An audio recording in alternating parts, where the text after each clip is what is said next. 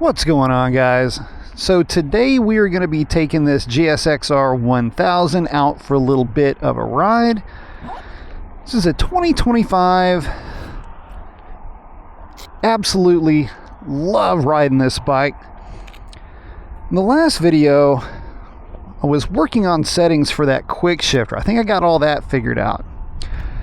Today I just want to take it for a ride, give you my impressions of this bike, and I just have a little bit of fun.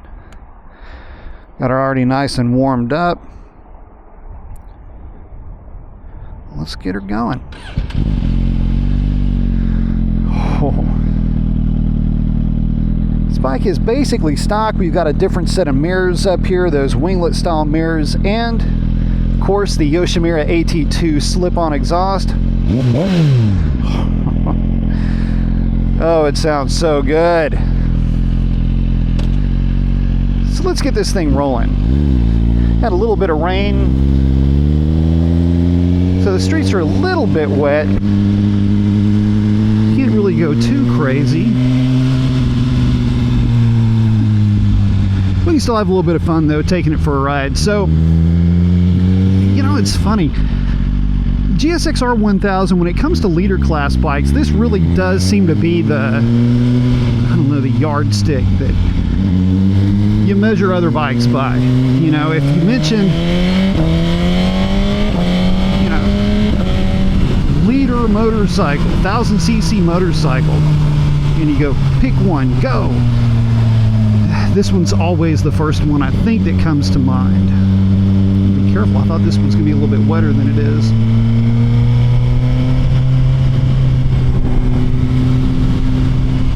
And, you know, being the yardstick is always kind of cool, but it deserves that legacy, if you will. You know, these bikes have been around for a long time, and they have been at the top of the food chain since, well, since forever.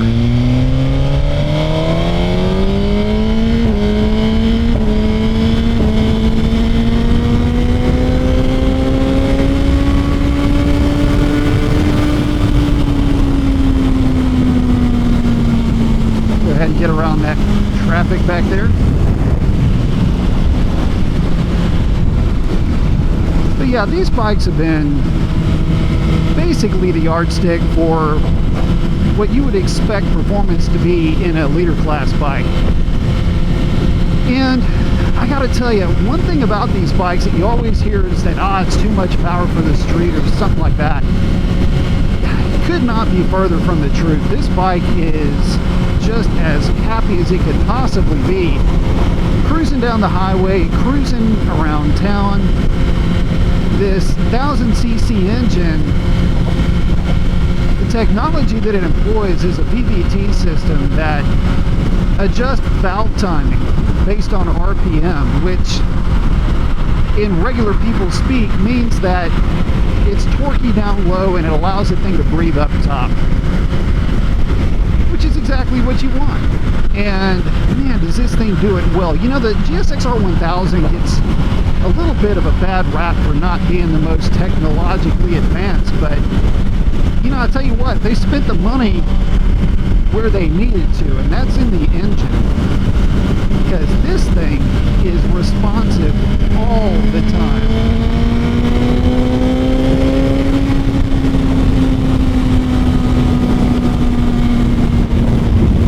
Downshift at all.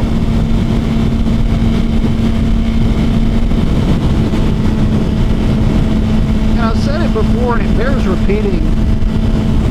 Of the leader class bikes, this one down low in the RPM range, partial throttle, feels bigger than 1000 cc's.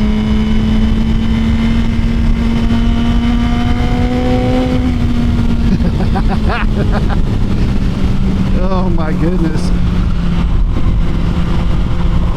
This bike is so composed. You know, people talk about how well these modern motorcycles handle.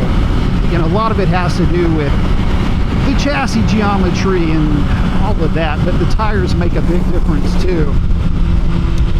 And these Bridgestone What are they, RS11s?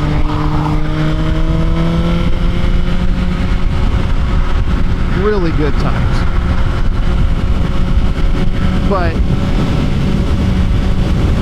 really good tires don't help you out if you don't have a bike to go along with it. And this GSXR 1000 is so good and so better than it really should be based on the price point.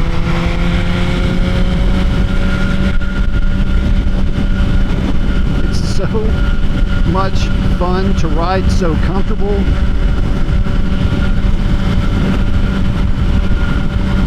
You know, everybody that has compared this bike to any of its peers, say what they will, but when it comes to performance, this bike is never at the bottom of the heap. It doesn't matter what the dyno chart says. Get around one, you got to catch it. Let's have some fun with this thing real quick.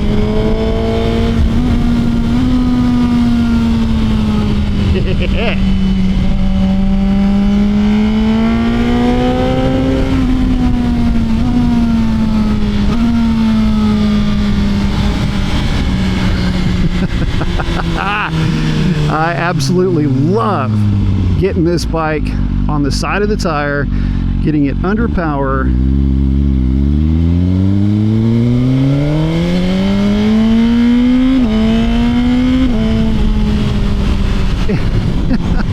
And you never, here's the thing about a GSXR 1000, if you're comparing it to smaller bikes, you never really have to go wide open with this thing. I mean, the power is always there. And so because of that, it never feels like you're upsetting the chassis.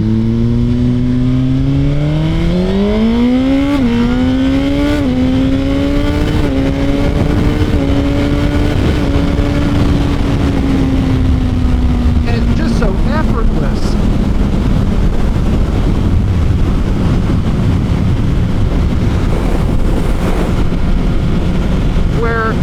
And I understand the allure of like a GSXR 750 or an R6, where you're able to, you know, really wring the thing out. Well, yeah, I get it, but it's even more fun when you don't have to wring it out and you can just hang this thing at about 3/4 throttle, let that big old wave of torque just blast you through apexes or straightaways. I know, I get it. A lot of guys use these things for roll racing, and they're really, really good at it. They excel. And here's the funny thing about it. Again, you know, I go back to, you know, well, the GSXR 1000 doesn't have all the technology, right? Doesn't need it. GSXR 1000's an old design, and that's something else I wanted to get to. This bike has been the same motorcycle since 2017, and we're sitting right on top of 2025 right now.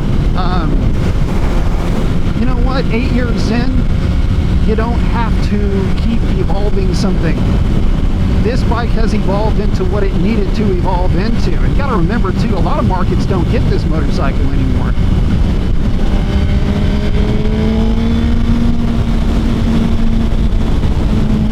Which is a shame.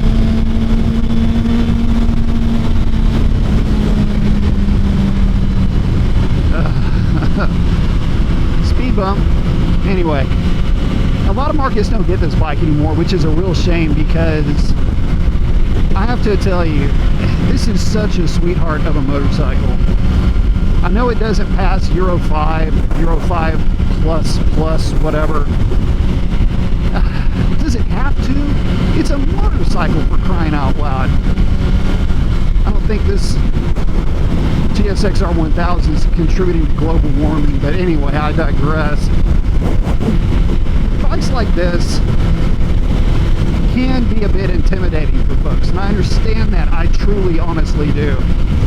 But this thing really is just so much fun to ride, and so laid back too. That's the funny thing. There's power everywhere.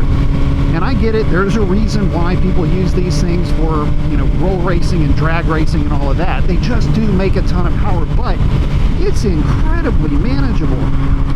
It's as normal of a riding experience as you could ever think to have on any other sport bike. And I'll even go so far as to say this: once your skill set gets to a certain level, you're going to want to push whatever bike you're on to whatever your comfort limits are, and it's easier to do that on a GSXR 1000 or really any leader class bike because you're not forcing the issue with power or RPM. With a smaller bike, you're going to be tempted to want to run higher RPM and run the thing harder. And I don't know, for me it just changes my mindset. Leader class bike just puts me in such a giddy and fun mood that, I don't know, everything just, it's all play to me. None of it's work. And I think that's the major takeaway, is that this bike is so unbelievably playful, and I think that's one of the reasons why I'm so attracted to it. Where other machines may have a little bit more of a high-strung nature to them, this bike just doesn't have that. It's a lot of power everywhere, but it's never really peaky. And so I feel like I can play with the bike and have fun with the bike in a way that maybe I wouldn't be able to if it wasn't such a playful thing. But my goodness, this thing is fun.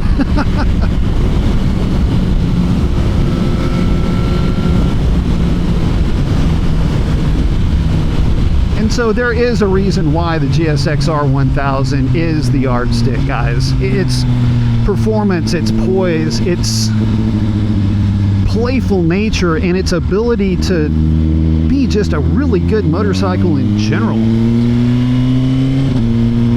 What more could you ask for? The price point is, of all the leader class bikes, the lowest. You get a VVT engine that makes gobs of power everywhere.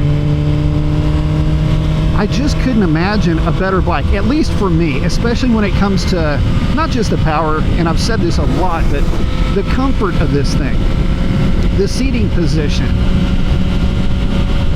It's just so dang good. Suzuki spent the money where they should have, and as far as this thing not having a TFT, or, you know, it comes from the it comes from the factory with the incandescent bulbs and the goofy old school stocks. It kind of adds to a little bit of an old school appeal with this bike.